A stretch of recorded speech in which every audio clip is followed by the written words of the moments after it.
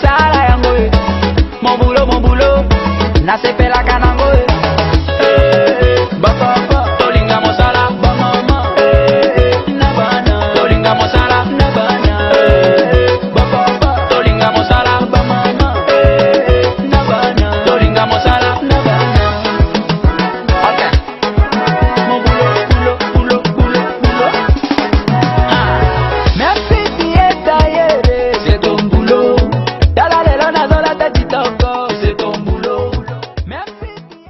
Bonjour à vous tous qui nous suivez partout à travers le monde. Dans le cadre de notre rubrique invité de la semaine, nous recevons pour vous un invité non des moindres, un syndicaliste et praticien du monde du travail. Avec lui, nous allons aborder un thème important qui concerne le monde actuellement dominé par le coronavirus. Je lui demande sans plus tarder de se présenter pour vous. Merci camarade Deli, je suis le camarade patient Lushimbo Kasongo, syndicaliste. Tout d'abord, je tiens à honorer la mémoire de tous ceux qui nous ont quittés de suite de cette pandémie qui ne connaît pas de frontières, ni de nationalité, mais encore des tribus. Et que nous demandons au bon Dieu de pouvoir nous épargner de ce dégât. Et aussi, en tant que syndicaliste ou leader d'opinion, je ne peux que recommander aux camarades travailleurs comme chômeurs, à toute la population, de bien pouvoir ou devoir, parce que c'est une obligation sanitaire, observer strictement toutes les mesures prises en guise de prévention contre cette pandémie mondiale. Et pour commencer par votre première question, une entreprise du portefeuille, c'est toute entreprise ou établissement qui est sous tutelle du ministère, donc une entreprise de l'État mise sous tutelle du ministère du portefeuille. Et ayant pour rôle, parce que les entreprises sont bien catégorisées selon les secteurs d'activité, leur secteur. Il y en a pour le secteur des transports, de l'industrie, agroalimentaire, il y en a en télécommunication et d'autres en mine, tout ça. Bon, il y en a plusieurs. Et la question que vous m'avez posée sur le nombre des dites entreprises, bon, en tout cas, elles sont une cinquantaine, hein, parce qu'il y en a qui ont disparu, qui n'existent plus suite à la faillite. Et c'est ici aussi l'occasion d'en appeler au sens des responsabilités de nos autorités, du ministère du portefeuille, du chef du gouvernement, le Premier ministre, et principalement le chef de l'État, qui doivent se pencher sur cette question de la viabilité de ces entreprises. En tant que syndicaliste, j'ai cette opportunité-là de jauger un peu la réalité des dites entreprises. Aujourd'hui, le constat est vraiment amer, parce que nous allons nous demander combien d'entreprises existent, les entreprises du portefeuille. Il nous est difficile de les dénombrer. Nous avons dit qu'elles sont une cinquantaine, mais combien sont encore viables? C'est ça la grande question. Aujourd'hui, on ne nous cite que la SNEL. Peut-être que parce qu'elle nous donne de la lumière.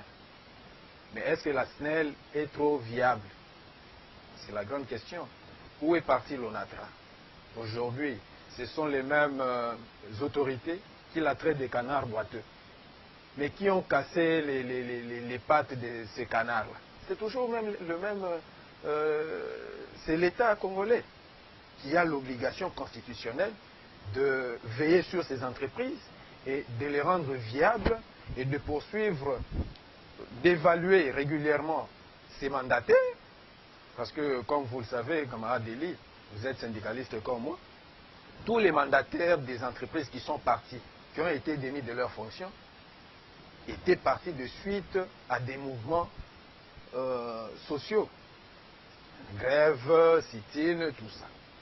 Et pourquoi est-ce que l'État ne veille pas sur ses mandataires? Parce qu'aujourd'hui, les actes posés par ce dernier ont des conséquences incalculables. Aujourd'hui, ce sont les Congolais, travailleurs de ces entreprises-là, qui en pâtissent. Aujourd'hui, on a demandé aux travailleurs de rester chez eux. Prenons le cas de la SCTP, ex-Onatra. Mais ils vont, oui, c'est une mesure salutaire et préventive. Mais comme vous le savez, que toute mesure prise doit être accompagnée socialement. Maintenant que les agents ne sont pas payés, beaucoup d'entreprises, il n'y a pas que la SCTP. Parce que beaucoup pensent qu'il n'y a que la SCTP qui est en difficulté. Non, mais c'est pratiquement toutes les entreprises. Même la SNEL là est en difficulté.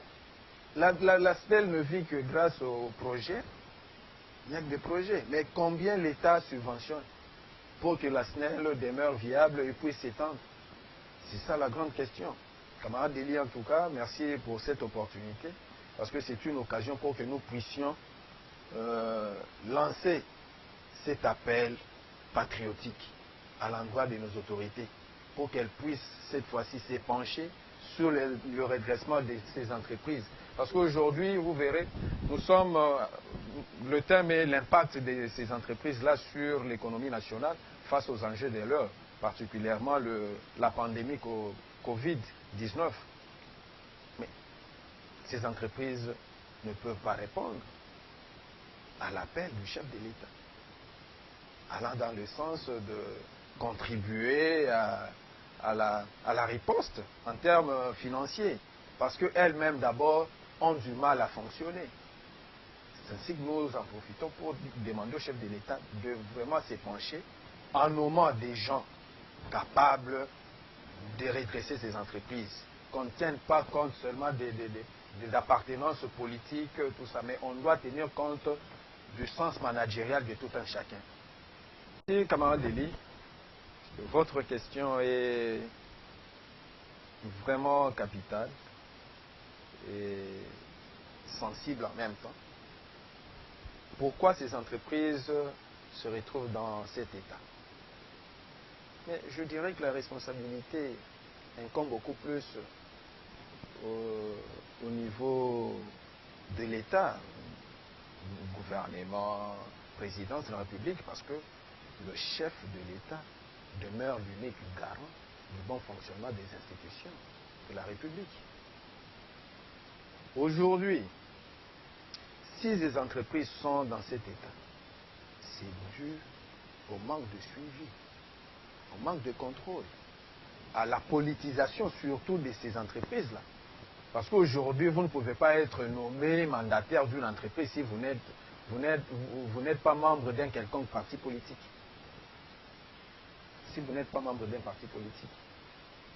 Est-ce que c'est ça le critère pour désigner un gestionnaire d'une entreprise qui est en difficulté? Non. Le monde a déjà évolué, camarade Deli. C'est le sens managérial qui doit d'abord être en avant-plan comme critère. Est-ce que ceux qui sont nommés comme mandataires ont ce critère-là? Parce qu'ils sont nombreux les critères pour désigner un mandataire. Mais est-ce que d'abord ce sont des managers? Ont-ils été formés comme managers? Parce que le management, maintenant, c'est une science. C'est ça le problème. Est-ce que ces entreprises sont animées par ou dirigées par des managers? Je ne pense pas. Je ne pense pas. Ce sont des militants des partis politiques ou des cadres des partis politiques qui sont nommés. Et les conséquences sont là. Nous les vivons tous et nous en sommes victimes. Donc, comme il revient à l'État, parce que ce sont des entreprises de l'État, c'est aux animateurs de nos institutions étatiques de veiller sur ces entreprises, de contrôler leurs mandataires, parce qu'ils agissent au nom de l'État, au nom du gouvernement. Parce qu'un DG, il est le prolongement pour la direction générale et le prolongement du gouvernement dans une entreprise. Donc c'est au gouvernement de veiller sur ces mandataires, de les contrôler, de les évaluer, de les sanctionner ou les poursuivre en cas d'abus. Et ce qui n'est plus faisable dans notre pays, C'est ça le comble, camarade Deli. Aujourd'hui, nous sommes ensemble, nous savons. Lorsque vous voulez dénoncer un méfait quelconque dans une entreprise, vous êtes poursuivi. Des fois, les employeurs se permettent même de vous désavouer, alors qu'il n'est pas permis à un employeur de désavouer un syndicaliste. Mais je vous dis que j'en suis victime. J'ai été désavoué, curieusement, dans une entreprise, une grande entreprise. Et je sais que le responsable de cette entreprise et mes affiliés concernés se retrouvent dans ce que je dis. Et aujourd'hui, là, les employeurs sont des roitelets. Un DG qui se prend pour un tout-puissant et il n'a de compte à rendre à personne, même quand le syndicat vient pour demander quand même des explications, parce que la gestion doit être transparente. Mais non, ce n'est plus le cas. C'est ainsi que nous demandons au chef de l'État de beaucoup plus se tabler sur la méritocratie et non la complaisance. Parce que la plupart des gens que nous voyons nous diriger, des fois vous le voyez, il était militant d'un parti politique parce qu'il parlait bien à la télévision, parce qu'il savait critiquer, parce qu'il savait insulter, on fait de lui mandataire. Et on en a révoqué, l'autre fois vous l'avez vu, dans certaines entreprises, qui se sont permis même de se donner des coups. C'est vraiment déplorable et nous demandons si réellement, parce que je sais qu'avec le chef de l'État, Félix Tshisekedi Tshilombo, il a ce souci-là de faire avancer notre pays. Et notre pays ne pourra avancer qu'avec le redressement de toutes ces entreprises. Dans la GECAMI. Mais aujourd'hui, ce sont les privés qui font la loi au Grand Katanga avec le bien de la GECAMI. Mais quel est l'état actuel de la GECAMI? Or, au niveau de Katanga, ceux qui devaient être nantis ou aisés devaient être les agents de la GECAMI. Mais malheureusement, ce sont des privés qui font la loi. L'ONATRA, aujourd'hui, est par terre. Pourquoi? C'est parce que l'État, qui est censé protéger cette entreprise, sa propre entreprise, est en train de consacrer la concurrence déloyale. Il y a des privés maintenant qui érigent des ports, leurs ports le long du littoral, de Matadi à Banana. Est-ce que c'est normal? C'est pas normal. C'est à l'État parce que les ports, les aéroports font partie des domaines de souveraineté. Et si ce sont les privés, même le chemin des faits, si ce sont les privés qui doivent exploiter ces secteurs-là, à quoi servirait alors la souveraineté dont nous vantons tant? Je crois qu'il est grand temps, avec cette pandémie et toutes les conséquences qui s'ensuivent, d'interpeller nos autorités pour qu'elles puissent maintenant voir comment redresser notre entreprise. Parce qu'aujourd'hui, là, on peut nous dire, dites-moi, le budget réservé à cette pandémie ou à la riposte de cette pandémie, contre cette pandémie, est de combien? On ne sait pas. Maintenant, on a que la main tendue vers l'extérieur. Et c'est ici que les grandes nations sont en train de se faire voir, d'être remarquées. Quelle est notre position sur la scène internationale actuellement? Il n'y en a pas. Parce que nous sommes restés dans le fanatisme, nous sommes restés dans la complaisance, nous sommes restés dans l'égocentrisme, que tout me revienne. Non, les choses doivent changer. Et je demeure confiant en mon Dieu, et tout en accompagnant le chef de l'État dans cette lutte. C'est parce qu'il n'est pas omniprésent. C'est pas pour rien que chaque Congolais a cette obligation-là de concourir au redressement de notre pays. Et moi, en tant que syndicaliste, je me ferai toujours ce devoir-là de veiller sur les vies humaines de nos compatriotes et travailleurs en dénonçant tout acte anticonstitutionnel.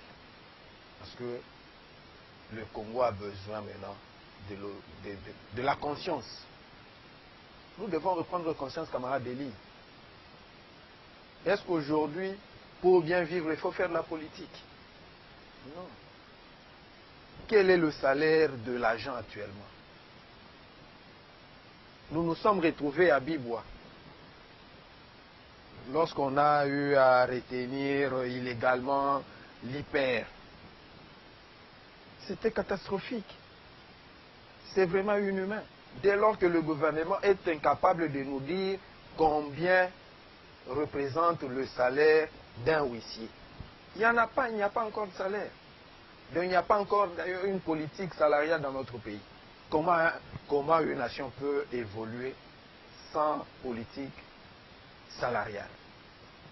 C'est ainsi que nous nous donnons cette obligation, ce devoir-là, d'accompagner le chef de l'État et le nouveau gouvernement pour que nous puissions redresser ce pays, chacun en ce qui le concerne. Camarade Eli. Camarade Eli, parce que d'abord, nous ne pouvons pas ignorer les conséquences néfastes de cette pandémie. Elle est en train de tuer le tissu économique mondial. J'ai suivi l'autre fois le G20 qui est en train de se mobiliser pour renforcer l'économie mondiale à hauteur de 5 000 milliards de dollars. Mais bon, là sont des institutions de Bretton Woods, tout ça. C'est ainsi que ça doit nous interpeller, particulièrement nous Congolais. Parce que nous sommes en train de suivre comment les Blancs s'y prennent, les Occidentaux, les pays développés, entre guillemets, sont en train de s'y prendre. Nous avons suivi hier, la France est en train de secourir Renault et tant d'autres entreprises pour qu'elles ne tombent pas en faillite. Mais aujourd'hui, quelle est l'implication de l'État vis-à-vis de ces entreprises, l'État congolais? C'est ça la grande question. Parce que si déjà ces entreprises sont incapables de payer le salaire de leur personnel, alors que nous savons tous que le salaire a un caractère alimentaire, dès lors que ces entreprises sont incapables de sauver des vies humaines, comment douter d'une quelconque faillite? Parce que d'abord, elles sont pratiquement en faillite. C'est le terme, nous ne devons pas nous poigner la face. Toutes les entreprises de l'État sont pratiquement en faillite. Et qui les a poussées vers cette faillite-là? C'est l'État lui-même. C'est ainsi que nous demandons au chef de l'État, parce que je sais que le chef de l'État est pris de bonne foi et de cette volonté-là de vouloir redresser les choses, qu'il puisse se pencher d'abord du côté des entreprises. Aujourd'hui, je suis en train d'apprendre qu'il y a autant de navires qui transportent des denrées alimentaires. Mais où est-ce que ces bateaux-là ou ces navires vont accoster? C'est ainsi que je sollicite l'implication du chef de l'État afin de prendre une décision d'autorité pour que tous ces navires-là accostent les ports de l'Onatra, port maritime, Boma ou Matadi. Ce sont les ports de l'Onatra. Ce sera une façon de soutenir aussi l'économie nationale. Parce qu'on ne doit pas tout laisser entre les mains des privés. L'État aussi doit avoir sa portion de pouvoir et son autonomie quelque part. Il y a certaines choses qui doivent demeurer la compétence exclusive de l'État. C'est ainsi que nous demandons au chef de l'État de voir comment soutenir ces entreprises. Il y a l'ONATRA, il y a Congo Airways aussi, parce que nous avons suivi, il y a autant de compatriotes qui sont bloqués à l'étranger. Au lieu d'envoyer les pays ou les agences d'autres pays, mais qu'on puisse soutenir le Congo Airways, il y a, en tout cas, même pour la situation que nous vivons, on peut chercher déjà des bateaux comme on appelle, les bateaux de pêche, des chalutiers qu'on peut acheter pour soutenir cette situation que nous traversons. Parce que les conséquences, en tout cas, ne seront que néfastes et défavorables même à l'égard de l'État. Parce qu'aujourd'hui, avec toutes les mesures sociales que Je salue d'ailleurs, prise par le chef de l'État, entre autres la gratuité de l'électricité, de l'eau. Tout ça, ça va impacter parce que l'État a l'obligation de compenser tout ce manque à gagner. Et toute la taxe, les différentes taxes qui sont suspendues, tout ça, ça va impacter négativement sur le trésor public. C'est ainsi que nous devons maintenant voir comment récupérer rapidement la situation après la crise liée à cette pandémie Covid-19. Merci, camarade Eli.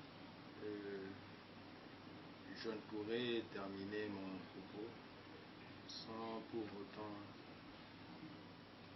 remercier le chef de l'État pour les différentes mesures prises. Je sais que ce n'est pas facile, mais il s'est assumé comme garant de la nation.